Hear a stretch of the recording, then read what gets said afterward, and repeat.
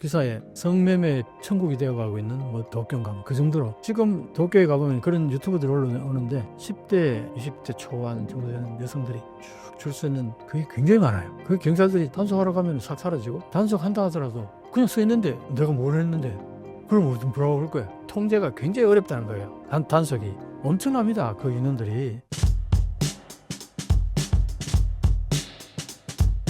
그렇다면 각국의 사회 분위기와 국민성이 정치 상황에 반영이 된다고 보시나요? 그런 것도 있죠.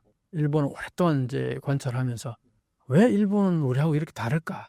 그 부분을 곰곰이 생각하다 보니까 이제 여러 가지 팩트들이 있어요. 첫째, 일본은 명백히 수직 사회라는 거. 아까도 얘기했지만 일본은 오랫동안 계급 사회였어요. 일왕을 중심으로 메이지 유신 이후에는 더더욱 그게 그랬죠. 그 다음에 그 밑에 귀족이 있고 귀족 밑에 이제 사무라이 그 사무라이 밑에 산업공장이라는 이런 게 쫙 수직 사회가 이게 오랫동안 이어졌단 말이에요. 한국 사회도 물론 노예가 있었어요. 그런 사회에서 양반과 쌍놈이라는 게 있었단 말이에요. 근데 이거는 이제 천계가 그게 그렇게 크게 고착화 됐다고는 볼 수 없어요. 근데 한국은 또 이제 어느 정도 유교 사회다 보니까 어떻게 보면 장유유서라든가 이런 건 있었지만 그게 이제 경전이 있다 보니까 옳고 그름을 굉장히 따지잖아요.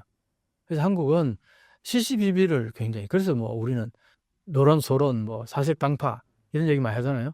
그게 일본의 입장에서 보면요. 일본의 입장에서 보면 한국을 그 사색당파라고 그 명명한 게 조선을 폄하하기 위해서 얘기한 얘기라고 그런 얘기를 많이 해요. 역사학자들이.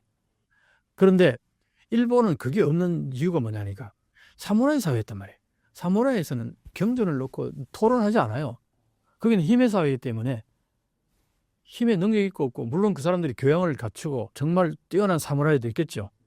정신이 아주 고매한 사무라이도 있겠죠. 근데 대체적으로는 그렇지 않았다는 겁니다. 자료들 보면요. 칼을 마련하잖아요. 그럼 이 칼 잘 드는지 안 드는지 시험하기 위해서 사람을 그냥 이렇게 하는 경우도 상당히 있다는 거예요.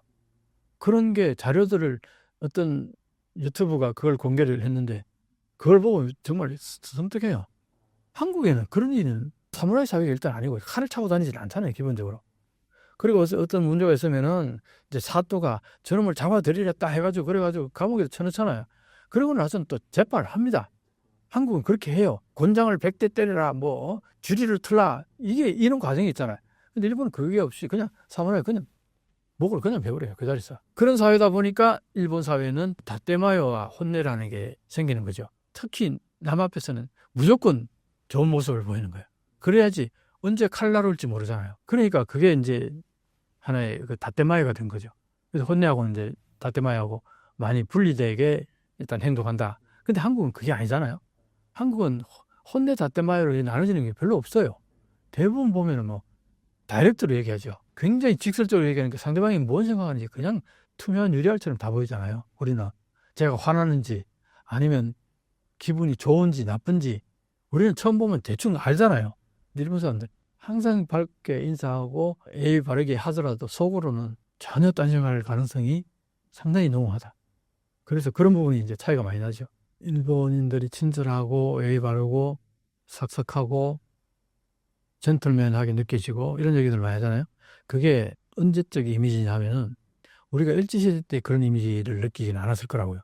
그럼 지금 하는 얘기들은 대부분이 일본이 경제적으로 완전히 부강해가지고 경제 대국이 돼서 오랫동안 왔잖아요.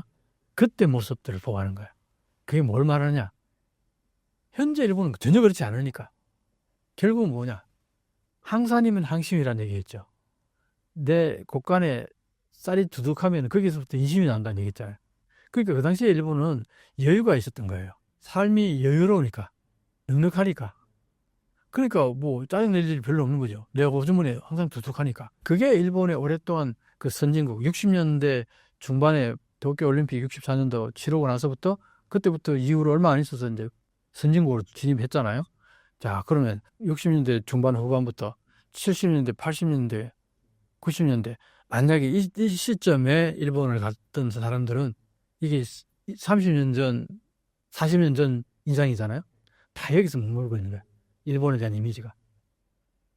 그런데 90년대 이후 버블이 꺼지고 나서부터 그게 갑자기 드러나는 거 아니니까 어느 정도 그림자 같이 쭉 늘어지는 부분이 있었다 칩시다. 근데 지금 이제 잃어버린 30년 지나고 보니까 일본의 생활이 피폐해지고 가난해졌어요. 그게 극적으로 나타나는 게 만약에 90년도에 일본의 GDP가 전 세계에 차지하는 비율이 17% 가까이 됐어요. 근데 지금 몇 프로냐? 4%예요. 4, 4, 16, 4분의 1로 떨어진 거예요. 일본의 전 세계 그러니까 뭐냐? 일본은 멈춰 있었는데 전 세계 다른 나라는 다 성장한 거죠. 대부분이. 그러니까 상대적으로 축소가 된 겁니다. 그러니까 이제 일본 입장에서 볼 때는 자, 요게 어떤 현상을 벌어지냐니까 다른 나라들이 성장했는데 최근에 현재까지 되니까 전 세계 여행객들이 쏟아져 들어오잖아요. 오버 투어리즘을 그러죠. 사람이 너무 많은 거예요. 수용 한계를 넘어서는 것 같아. 그 정도로 많은 사람들이 와가지고 하는 행태를 보니까 자기들이 먹는 음식값의 3배, 4배를 받아도 쉽게 사 먹더라 이거야. 일본 사람들은 호주머니 손이 떨려가지고 못 사 먹을 텐데. 그걸 이제 느끼기 시작한 거예요. 아니, 한국 사람들이 휘젓고 다니잖아, 일본에. 지금까지 일본의 여행객이 가장 많은 나라가 한국이에요. 최근 작년에도 그렇고. 그럼 뭘 말하느냐? 과거에는 저 거지의 나라, 못 살고, 속이기나 하고 사기나 치고 아주 안 좋은 이미지들을 다 가지고 있었는데 지금 보니까 K-팝에다가 무슨 K-드라마에다가 K-뷰티, K-푸드 전 세계에 막 문화적인 영향력을 미치죠. 거기다가 여행객들이 막 일본에 와가지고 휘젓고 다니니까 이게 어떤 느낌이 들까요? 일본 사람들 입장에서는. 상대적으로 박탈감 같은 거 많이 느끼지 않겠어요? 어떻게 해서가 일본이 이렇게 됐나? 그런 한탄들을 진짜 많이 합니다. 그러니까 그때부터 어떤 현상이 벌어지느냐. 이제 생활이 궁핍해지니까 거기서부터 이제 본심이 나오는 거죠. 그동안에 잘 먹고 잘 살 때 충분히 숨길 수 있었던 본성들이 나오는 거죠. 그게 민낯이라고 합니다. 그 민낯이 요즘 보면은 매춘으로 이어지고 그래서 최근에 어떤 서구 유명 기사에 성매매 천국이 되어가고 있는 뭐 도쿄인가 뭐 그런 식으로 나왔어요. 그 정도로 지금 도쿄에 가보면 그런 유튜브들이 올라오는데 공원들 있잖아요. 공원들에 가보면은 10대, 20대 초반 정도 되는 여성들이 쭉 줄 서 있는 그게 굉장히 많아요. 그 경찰들이 단속하잖아요. 단속하러 가면 싹 사라지고 단속한다 하더라도 그냥 서 있는데 내가 뭘 했는데 그럼 뭐라고 그럴 거예요. 남자하고 이렇게 뭘 할 때에 숨어 있다가 딱 체포할 수는 있겠죠. 그럼 그때 뭐라고 그러냐. 나 이 사람하고 난파 일본에서는 난파라고 그래요. 우리는 헌팅이라고 그러죠. 그것도 있을 수 있는 거 아니에요. 그게 무슨 범죄입니까? 남녀 사이에. 그렇게 얘기해보면 이거 방법이 없어요. 당장 돈 주고 받은 뭐 증거라든가 뭐 이런 게 있어야 되니. 그러니까 그게 통제가 굉장히 어렵다는 거예요. 단속이. 그런데 지금 엄청납니다. 그 인원들이. 그리고 일본 내에서만 그런 게 아니라 호주에 가보면은 일본의 10대, 20대들이 성매매하러 엄청나게 많이 나갑니다. 지금 일본이 그렇게 돼갖고 아까 내가 얘기했던 일본의 강도 사건들이 그렇게 많이 이제 벌어지고 이게 과거에 일본에는 눈치 껏다고 봐도 없었던 얘기. 근데 지금 그렇게 나오잖아요. 국민성이 갑자기 바뀌어서 그럴까? 그게 아니고 여유가 없어진 거죠. 아까 항산이면 항심이라 했는데 항산이 안 되니까 항심이 없는 거예요. 그런 의미에서 내가 그래서 일본을 자꾸 비판하고 팩트를 얘기하면은 상황이 안 좋은 얘기를 하면은 일본 비난하는 걸로 보는데 비난하는 게 아니라 팩트를 얘기한다니까요. 제가 그게 왜 팩트를 그럼 얘기하느냐? 일본에 대한 잘못된 인식을 갖고 있으니까 지금 우리 현 정부가 어떻게 했습니까? 일본에 다 퍼줬잖아요. 일본이 원하는 대로 다 들어줬어요. 그래서 일본하고 관계가 좋아졌다고 이렇게 얘기하는데 아니 외교에서 전부 다 퍼주면 안 좋아하는 나라가 어디 있겠어요? 우리가 중국하고 잘 지내려고 하면 생각해보세요. 중국 원하는 대로 다 퍼주고 다 해줘 봐봐요.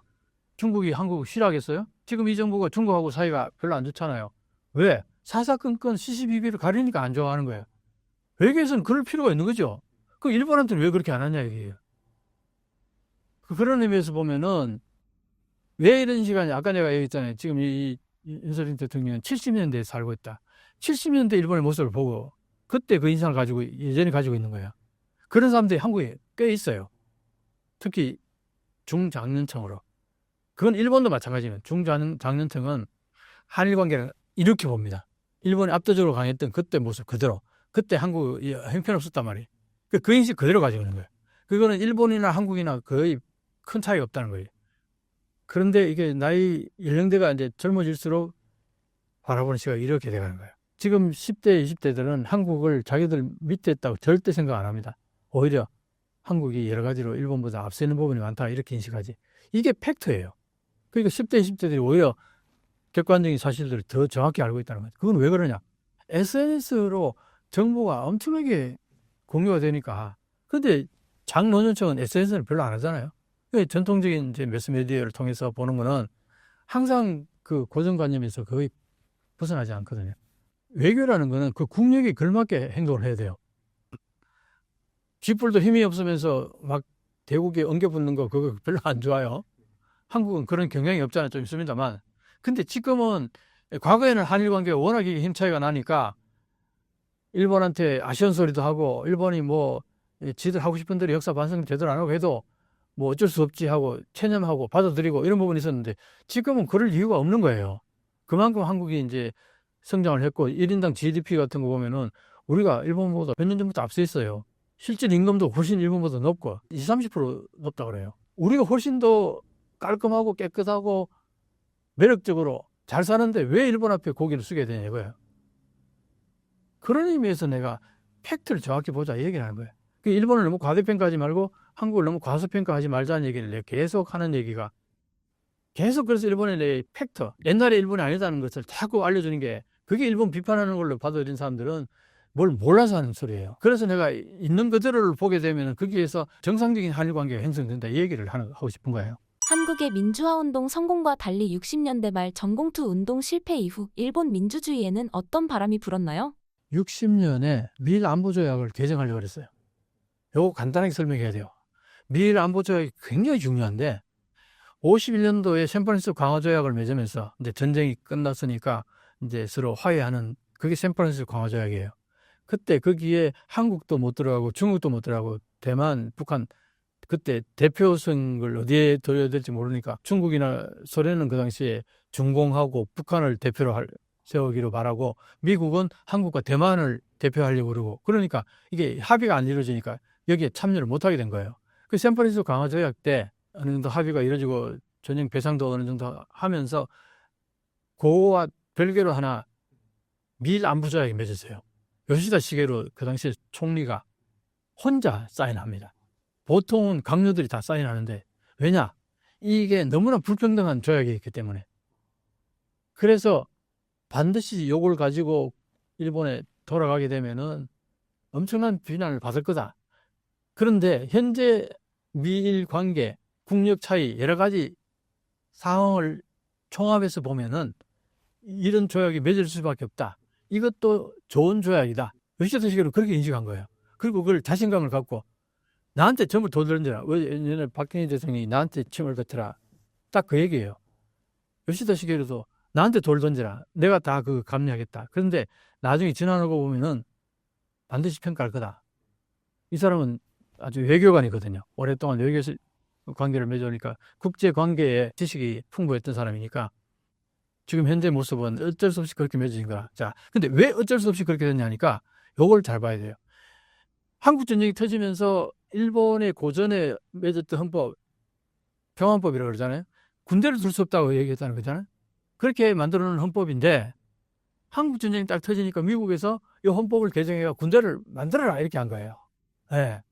그러니까 일본 입장에서 보면은 헌법이 제정된 게 47년인가 그럴 때 만들어진 지 얼마 되지도 않는데 한국 전쟁이 터지니까 50년이 터지니까 2, 3년도 안 됐잖아요.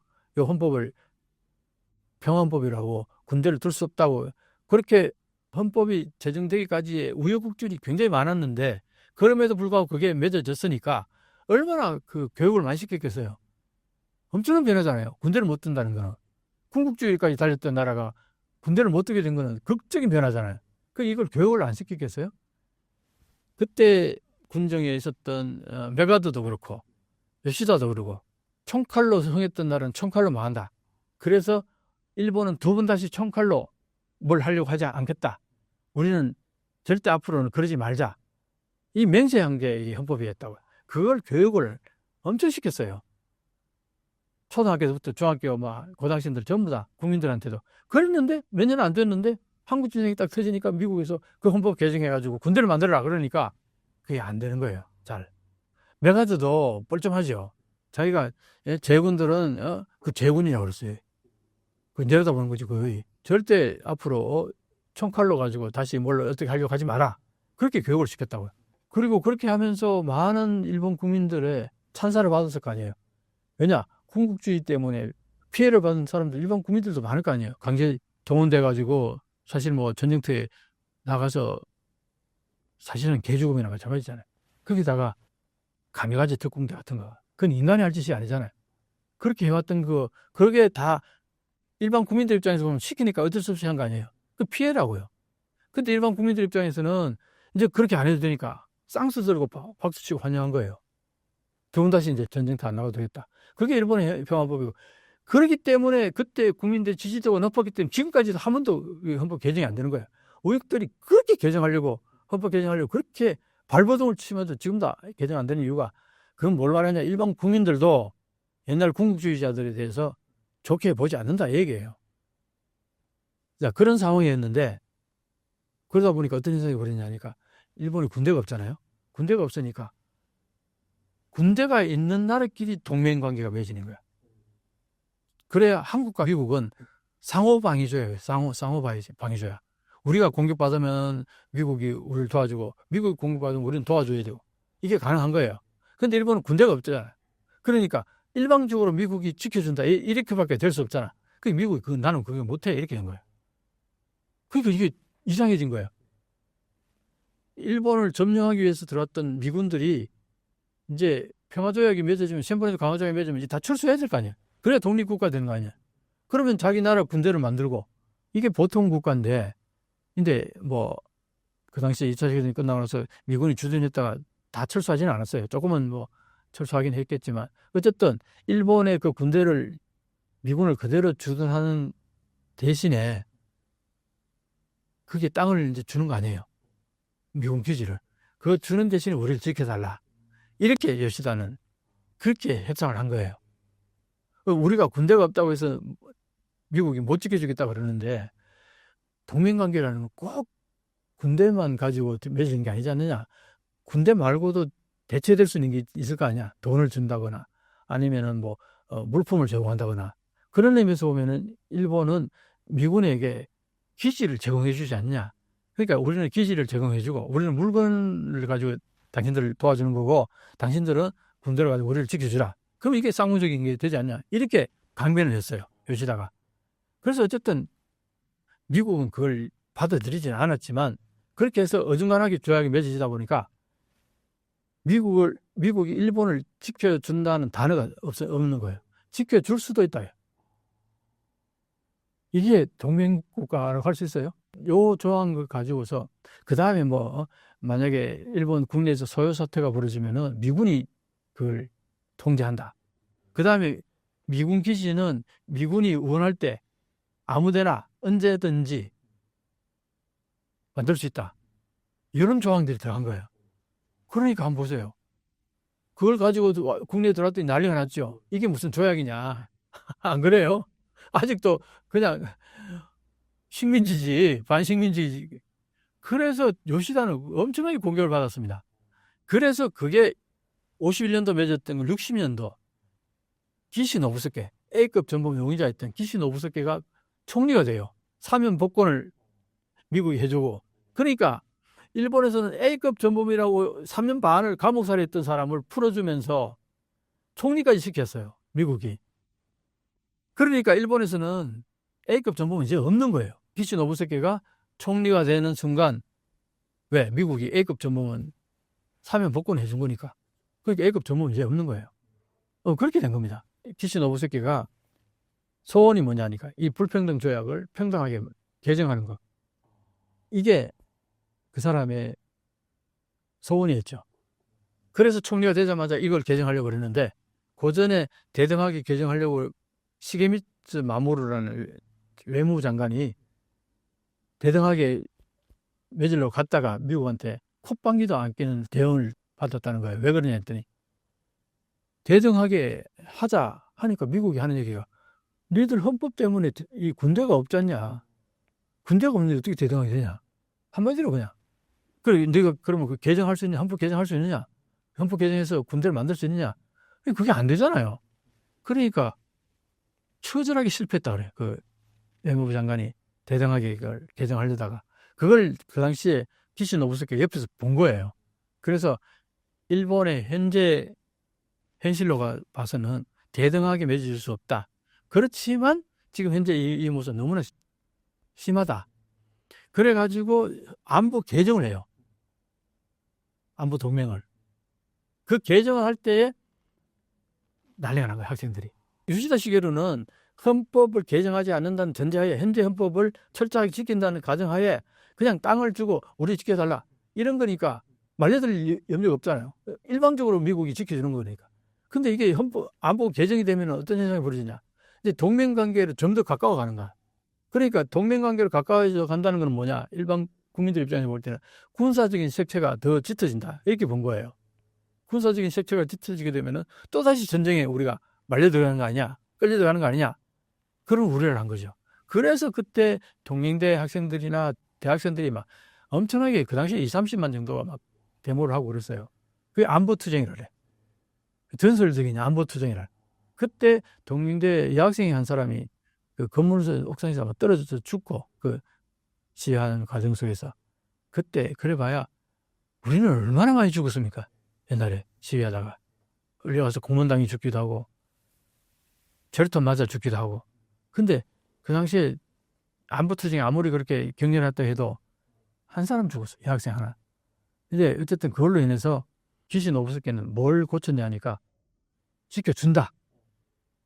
그 명시적인 단어가 들어가고 그 다음에 무슨 소요 사태가 일본 국내에서 발생되면은 일본 경찰이 진압을 한다.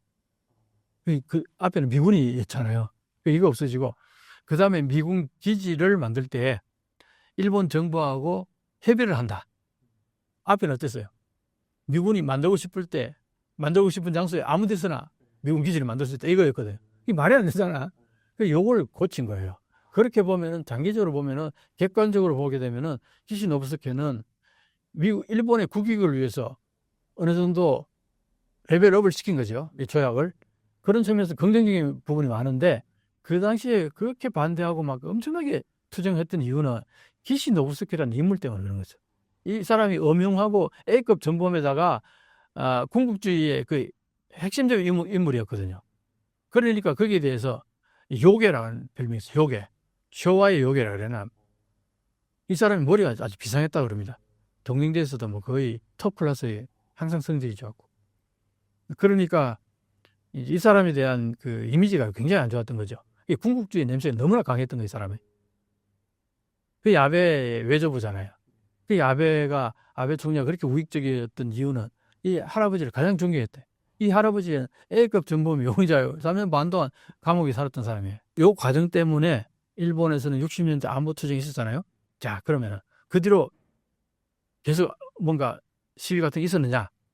요걸 계기로 그 다음에 데모가 워낙 강하니까 안보 조약을 통과시키는 걸 전제 조건으로 하면서 물러나게 됐어요. 총리 자리에서. 그리고 총리 자리에서 물러나고 나서 자민당에서 총리 자리를 이어간 사람이 누구냐니까 관료 출신 요시다 시게루가 키워온 요시다 시게루의 키즈들이라고 보면 돼요. 우리를 보면 이 사람들이 관료 출신들이에요. 관료 출신자들은 매파는 아니죠. 비둘기파죠. 그래서 그때 총리가 뭔 얘기를 했냐면 정치 문제, 안보, 헌법 문제 일절 언급 안 하겠다. 앞으로는 경제 문제만 얘기하겠다. 그러면서 그 총리가 딱 들어서고 나서는 저자세라는 게 소위 말해서 지배계층이 피지배계층 일반 국민들에게 지금까지 기시다라든가 다 뻣뻣했단 말이에요. 옛날에 그 인식 그대로 가지고 있는 거죠. 자기들은 지배계층으로 보는 거죠. 그러니까 마구미를 붙이는 거잖아요. 근데 이제 그 다음 총리부터는 이케다 총리예요. 이케다 총리 같은 경우는 경제 관료 쪽으로 있다가 이제 정치 쪽으로 들어와서 그 총리까지 한 사람인데 이 사람이 이제 요시다 시게루가 키워온 사람이란 말이에요. 이 사람이 한마디로 말해서 모든 언사에 경제 얘기밖에 안 했어요. 정치적인 얘기나 뭐 헌법이나 군사적 이런 얘기는 아예 그러면서 뭐 꽤 오랫동안 총리직을 하면서 소득 배정 운동을 했어요. 그러니까 한마디로 소득을 올려주겠다. 그 일반 국민들 입장에서 볼 때는 웰컴이잖아요. 그 듣기 싫은 뭐 안보 조약이니 무슨 뭐 그다음 정치적인 얘기 이런 것보다는 내 소득을 2배로 올려주겠다 그러니까 열렬하게 지지한 거죠. 그 뒤로 이어지는 총리들이 이걸 전통을 이어가다 버려. 그러면서 아니 경제 얘기하는데 뭐 반대 시위가 생길 거 뭐가 있겠어요. 법 개정하는 것도 아니고 뭐 헌법하고 관련된 얘기하는 것도 아니고 헌법 희어자도 안 끝냈어. 그 뒤로죠. 헌법 개정은 그때부터 한참 동안은 터부시 됐어요. 헌법 개정이라는 단어 자체가. 그러니까 일본은 그 뒤로는 소득 배정하면서 어떻게 됐어요? 경제 대국으로 가는 거 아닙니까? 그러니까 제2의 경제적으로 올라가니까 일반 국민들 입장에서는 불만이 있을 게 없잖아요. 자, 근데 이제 일본하고 한국을 바라볼 때 전후에 극명하게 대비되는 게 하나 있어요. 일본은 군국주의의 그 폐해 때문에 평안법이라는 게 있었죠. 그 다음에 국가법이 없었어요. 국가가 새롭게 국가법이 만들어져 가지고 의무적으로 국기를 개항해야 되고 어떤 행사에서는 국가를 불러야 된다. 이게 국가법이 있어야 되잖아요. 그게 언제 생겼냐? 2003년도에 생겼어요. 45년도부터 2003년도까지 일본에는 공식적으로 국기와 국가가 없었던 거예요. 물론 우익적인 마인드를 가진 사람들은 그런 학교 교장이라든가 이런 사람들은 행사 때 국기를 달려고 그래요. 그러면은 그 반대하는 사람도 있잖아. 왜? 그게 신혼마루라든가 기미가요가 다 군국주의 때 그걸 다 사용했잖아요. 그 군국주의적인 냄새가 난다고. 그 우리나라에서 아직도 일장기 들고 저기 배가 우리나라 못 들어오게 하는 게 진보 세력에서 그 이야기하는 이유가 다 거기에 있는 거예요. 그래서 어쨌든 일본은 국기와 국가가 없지요. 자, 종교는 어떠냐? 종교는 그 당시 일왕이 패전하자마자 뭘 했습니까? 인간선언을 해버렸어요. 그때까지는 신이었잖아요. 신적 존재였잖아요. 천황교 신적 존재에서 패전하자마자 인간선언을 하면서 종교가 사라진 거예요. 그 일왕이 신적 존재 자리에 앉았을 때에 다른 종교들 있잖아요. 불교라든가 기독교라든가 천주교라든가 다 핍박을 받았어요. 이게 유일한 종교로 세우기 위해서. 기독교가 엄청 비판받았습니다. 그걸로 인해서 우리 식민지 시대 때 한국 기독교도 완전 순환사였어요. 순교도 당하고. 일본말로 후미에라는 얘기, 후미에. 후미에가 뭐냐? 밟고 지나가는 그림이라는 얘기. 그거는 이제 기존에 자기가 뭔가 신앙심같이 뭔가를 깊게 믿던 어떤 존재를 부인하라고 시키는 과정에서 예를 들어서 누군가를 존경한다 그러면 그 사람 사진을 바닥에 깔아놓고 밟고 지나가. 이게 후미에라는 거예요. 그때 그 소위 말해서 예수상이라든가 바닥에다 이렇게 해놓고 그걸 밟고 지나가라. 목사들한테. 그 목사님 입장에서는 할 수 없죠. 그럼 그게 목이 날아가요. 그런데도 안 밟는 우리 목사님들이 계셨단 말이에요. 그 당시에. 주기철 목사님이라고도 아주 유명한 분이기도 하고. 그때 종교가 엄청나게 핍박을 받았습니다. 기독교가. 그렇게 돌아보면요. 지금 현재 일본에 그 유지되고 있는 천황제라는 게 패전 이후에 폐지하라 그러고 주변 국가들이 엄청나게 강하게 요구를 했는데 결국 폐지를 안 하고 그냥 상징 천황제로 그냥 유지되고 있잖아요. 그러니까 이제 어쨌든 일본은 1945년 이후에 종교도 사라지고 국가도 사라지고 그런데 어때요? 그럼 정신적으로 어디에 지주가 의지할 만한 데가 별로 없잖아요. 근데 뭐가 돈이 쏟아 들은 거예요. 자, 그러면 어떻게 될까요? 대충 우리가 한번 떠올릴 수 있는 게 있을 거 아니에요. 그때의 그 성문화는 그냥 퇴폐에 가까울 정도였어요. 넷플릭스 보면요, 살색 감독이라는 드라마가 있어요. 그때 일본의 그때 항상 버블기에 그때 성문화가 어땠는지를 적나라하게 보여주는 드라마예요. 한번 보세요. 재밌어요. 쇼킹합니다. 19금이죠, 거의. 근데 그걸 보면서 돌아보면은 일본은 정신적으로 어떤 기댈 만한 데가 없는 상태에서 돈이 많이 쏟아져야 되니까. 그 당시에 그래서 일본 사람들이 기대한 게, 정신적으로 기대한 게 뭐냐니까, 기업, 내 직장인 거예요. 그 평생 직장이잖아. 그 직장에서 모든 걸 다 케어해 준 거예요. 그게 평생 직장이 된 거예요. 그러니까 일본 사람들이 평생 직장이 돼, 연공서열, 이게 아주 완전히 정착이 돼가지고. 그 회사에서 나는 퇴출되면은 나는 인생이 끝나는 거로 인식해서. 그러니까 그 회사에 대한 충성심도 대단했고, 그리고 회사 입장에서는 어쨌든 다 케어해 주는 거예요. 복지도 그 회사 차원에서 다 해주고. 그러니까 미적시맨, 써니맨, 뭐 엔티티맨, 이제 맨으로 그렇게 이름이 불렸던 거예요. 그게 소속인 거예요, 일본은. 그러니까 우리하고 좀 다르죠. 우리는 어떻습니까? 기독교도 강하지요. 불교도 강하지요. 천주교도 꽤 있죠. 그 다음에 또 유교, 이거는 뭐 전통적으로 그 경전들이 다 있잖아요. 그러니까 우리는 정신적으로 어떻게 보면은 그 뿌리가 있는 거예요. 그래서 한국이 지금, 내가 한국 드라마들이 전 세계적으로 저렇게 유명할 수 있는 이유는 한국은 보편성을 가지고 있었던 거예요. 정신세계에. 불교 전 세계에 엄청나게 공유되어 있잖아요. 기독교는 말할 것도 없죠. 성교. 그 다음에 천주교도 그렇고. 유교도 아시아권에서는 꽤 많이 영향을 미친 거 아닙니까? 그러니까 이미 그 정신적인 뿌리는 한국은 전 세계하고 공유되는 부분이 많았어요. 근데 일본은 이게 하나도 없습니다. 이게 하나도 없어요. 기독교 그렇게 탄압했죠. 불교도 천황제로 들어가면서 불교를 탄압하기 시작했어요. 그래서 군국주의 시절에 그때 막 전쟁 치르고 막 할 때는 이 종교들 전부 탄압을 다 받았어요. 그러니까 일본의 종교는 유일하게 신도라고 해요, 신도. 그게 유일한 종교인데, 2차 세계대전 끝나고 나서 신적 존재에서 인간을 선언해버리니까 신이 사라져버린 거예요, 하루아침에. 신은 사라졌고, 국기도 없고, 국가도 없고, 우리는 국기에 대한 맹세, 어릴 때부터, 초등학교 때부터 국기에 대한 맹세, 그때 저녁 5시만 되면 개양식 하면서 가슴에 손대고 막, 빠담, 그 음악 나오잖아요? 그러면 그때 국기에 대한 맹세를 외쳤어요. 한국은 그렇게 살아온 거예요. 국가가 있었고, 그 다음에 경전들이 쫙 있었고, 이게 놀라울 정도로 정신적으로 뿌리가 단단한 나라예요, 한국이. 그래서 외국인들이 보면 한국인들은 이게 같은 뿌리잖아요. 그러니까 정신적으로 공통분모가 있기 때문에 단결이 굉장히 잘 된다는 인식을 가져요, 한국 사람들한테. 물론 이제 부정적인 부분도 분명히 있겠죠. 어느 민족에는 다 있기 때문에.